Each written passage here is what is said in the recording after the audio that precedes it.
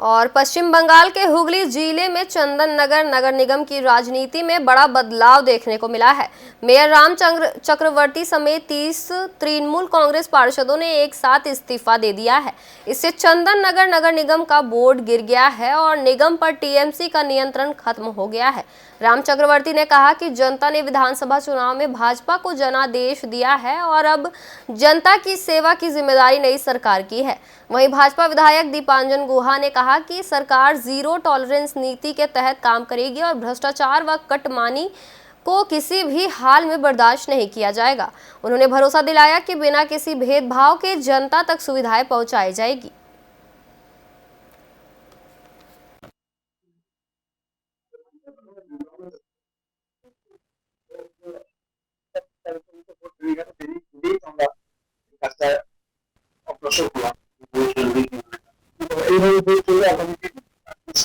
এই মুহূর্তে নাগরিক পরিষেবা কিভাবে নাগরিক পরিষেবা বর্তমান যে রাজ্য সরকার তারা চিন্তা ভাবনা করবে কিভাবে তারা চালাবে।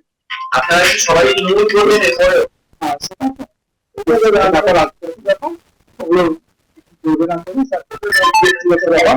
তারা বিশেষ চিন্তা করা সেই স্বাধীনতা তাদের থাকবে বা আছে, তারা সেইগুলো করবে। নাগরিক পরিষেবা থেকে কি আপনারা সেই দুর্নীতি মানুষ মেনে নেয়নি, চন্দননগরের মানুষ প্রত্যাখ্যান করেছে। কিন্তু চা কর্পোরেশনের পয়সা হয়তো খাওয়া যাবে না, সত্যি কথা। কারণ যে কোনো বিষয়ে তো কর্পোরেশনের পয়সাতেই চলা অভ্যাস হয়ে গেছিল।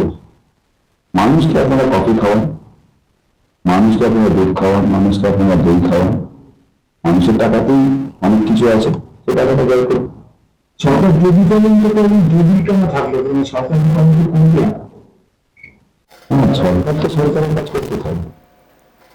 আমাদের